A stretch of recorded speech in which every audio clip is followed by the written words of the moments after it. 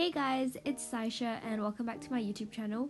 In today's video, I'm going to be telling you guys about how health science first year is assessed, which means that I'll be telling you guys about the different exams, the tests, assignments or assessments that you have, and how the different percentages are calculated to kind of add up to 100%, which is the maximum that you can get for a paper.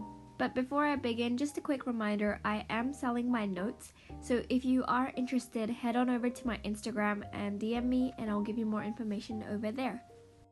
Health science first year can feel super overwhelming at first because it's not just one big exam, it's so many tests spread across the year. So in this video, I'm going to break down exactly how the health science first year works, how much each assignment or assessment is worth, when you can expect your different tests for each paper, semester by semester.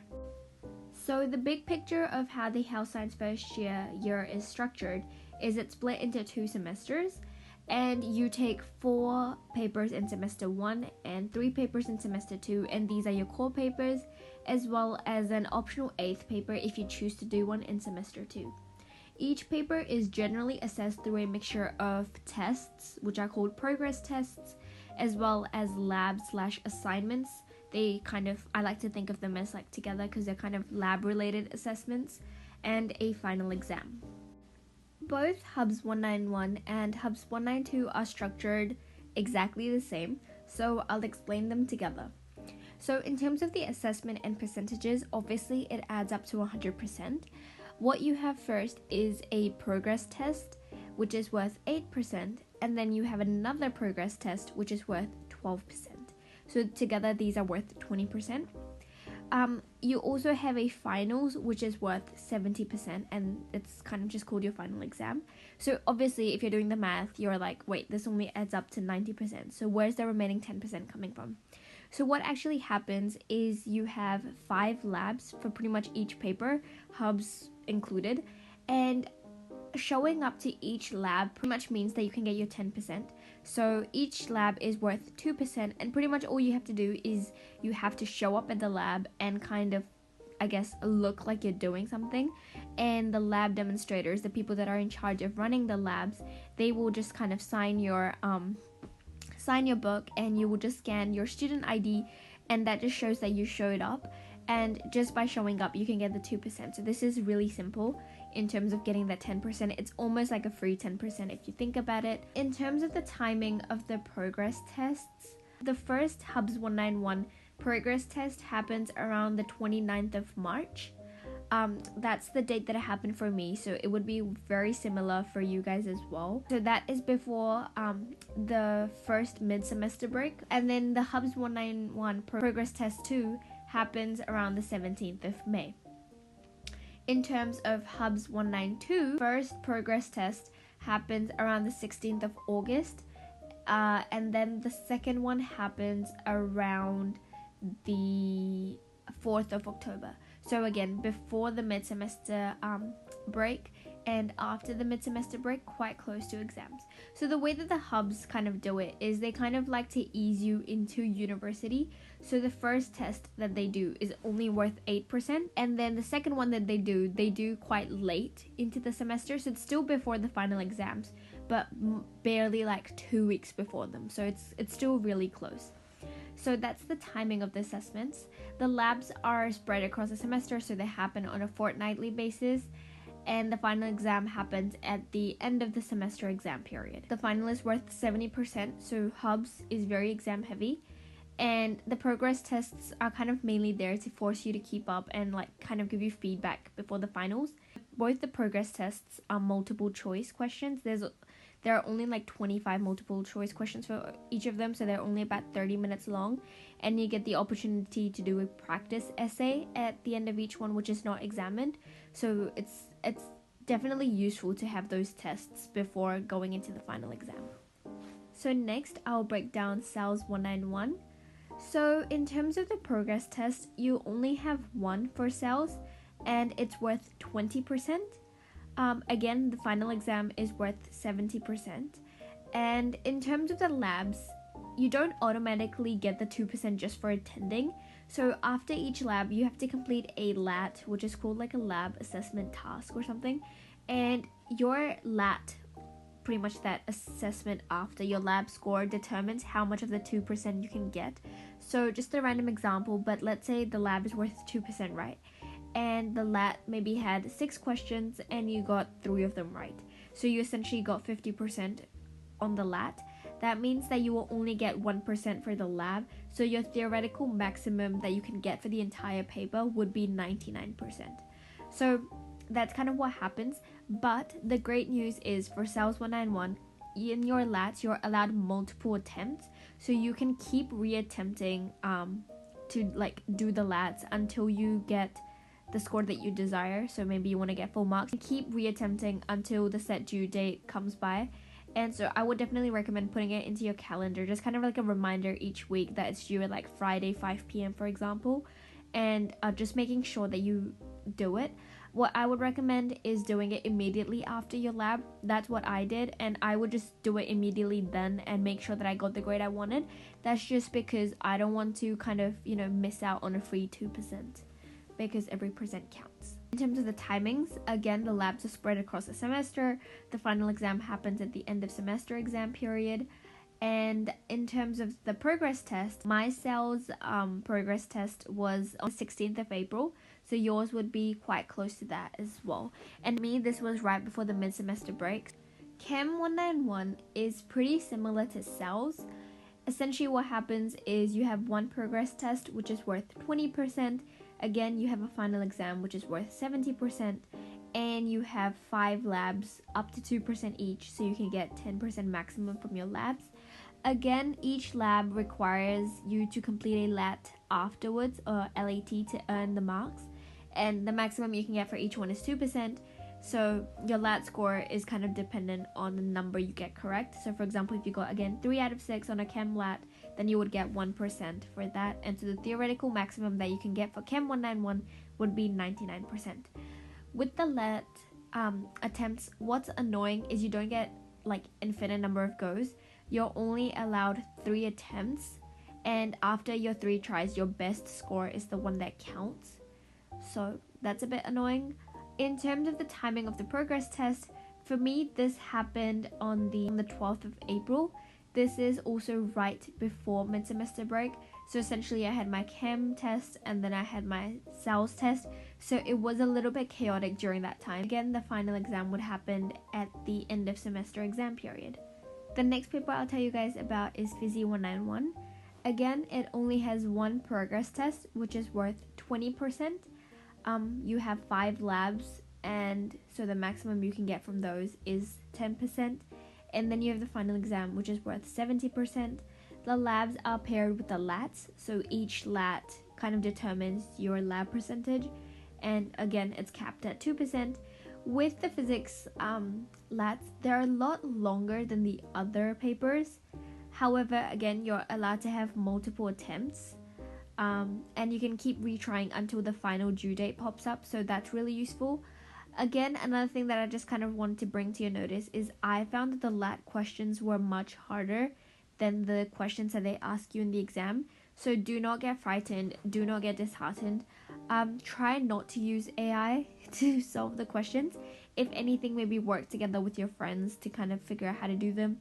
You can also go into the drop-in sessions and ask them for help. You can't specifically ask for the LAT questions, but you can kind of ask similar related questions on how to do a question like that, and they will be more than happy to help you. So that's how the LATs work. In terms of the timing of the progress test, for me, this happened after the mid-semester break. So it was around the 30th of April. So again, after the mid-semester break. Another thing about Physio 191 is a lot of people tend to not study for the progress test, and the reason behind this is they have plusage. So this is the only paper that has plusage, and what happens is pretty much whatever your grade is or your percentage is in the final exam is the same percentage that they'll put onto your progress test result, if that makes sense. So for example, let's say that you got 80% on your progress test but 100% on your final exam. They will think that essentially you know how to do the stuff, so they will take your 80% from your progress test and turn it to 100%. On the other flip side, let's say you had gotten 80% on the progress test and 70% on the final exam, they won't change it to the 70. They'll keep it at the 80, but again, remember, it's only worth 20% of your entire grade. So the final exams are kind of, where most of your grades come from. They matter the most.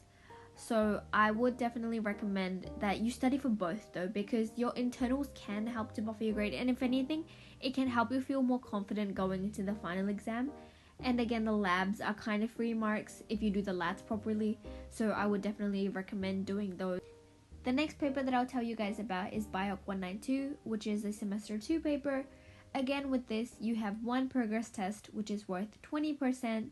You have 5 labs up to 2% each, so you can get 10% maximum from your labs, and a final exam, which is worth 70%. Again, you do not automatically get the 2% for attending the labs. After each lab, instead what you do is you complete a LAT, and your LAT score determines how much of the 2% you can get. The good thing about BIOC labs, or the good thing about the BIOC LATs, are there are multiple attempts allowed, and you can keep retrying to get the best grade you can until the set due date. So I would definitely recommend doing that. I would also recommend doing it right after the lab, just to make sure that you have done it. For me, my progress test was on the 13th of September, so it was right after the mid-semester break for semester 2. So the next paper that I'll tell you guys about is Pop Health, and this one is slightly different.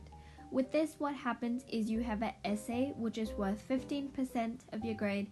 You have a progress test, which is worth 15%, and again, the final exam, which is worth 70%. So in terms of what each assessment sort of covers, the essay, which is worth 15%, is based on modules 1 and 2 only. The progress test, which is worth 15%, covers modules 3 and 4 only.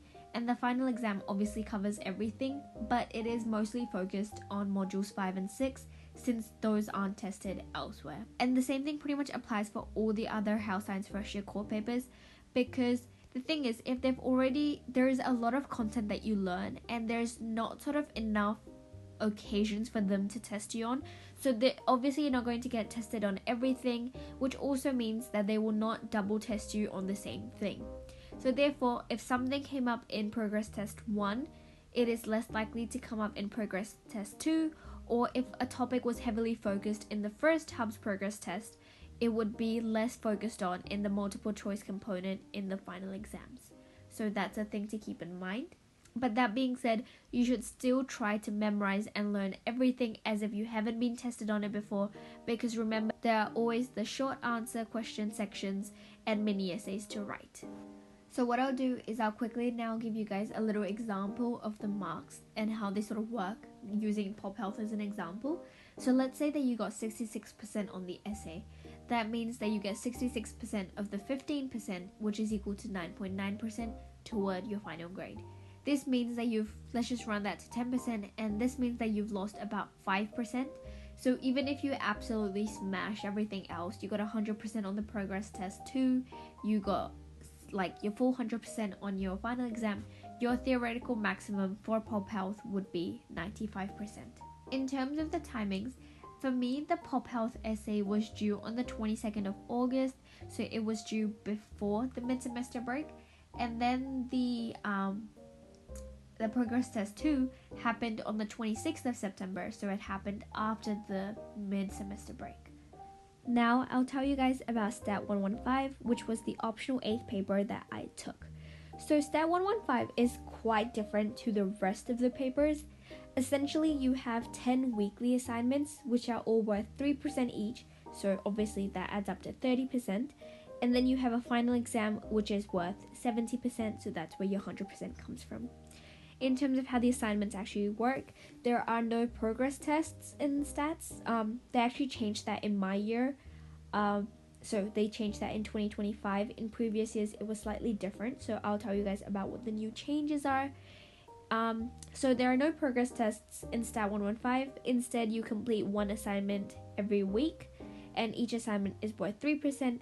And so these add up really quickly, so missing one can hurt your grade quite a fair bit. For example, miss one assignment, that's 3% gone straight away, so the theoretical maximum that you could get for stats would be 97%. In terms of the timings, the assignments are weekly throughout the semester, and the final exam would happen at the end of the semester exam period. I guess a key takeaway from this is Stat 115 really rewards consistency, so you need to be making sure that you're keeping up with the weekly work so that you can go into the finals with like a really solid 30% already in the bag.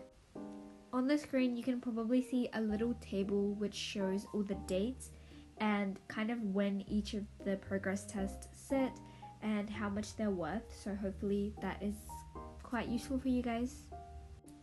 Just to know about the reality of the timings of these tests, a lot of them happen on Saturday mornings or in the evenings on weekdays, so it's really important that you either have your alarm set on Saturdays just to make sure that you don't miss the test in the evening on weekdays, because sometimes it's really easy to forget what day of the week you are in, and so if you have a test on the Wednesday, it's really important that you know that it's on the Wednesday and specifically at what time. So that's really important. Another thing is make sure that you know where your test is, because they have different locations and it's not necessary that you will have the test in the same location as your friend. So prior to the test and the exams, I would definitely go around a tour on the campus and try to find the location, just so it takes away that kind of additional stress. Thank you guys so much for watching this video. Hopefully it was helpful. If it was, don't forget to hit the thumbs up button and subscribe to my channel. Don't forget, I'm also selling my notes, so head on over to my Instagram if you are keen. Thank you so much for watching. Bye bye.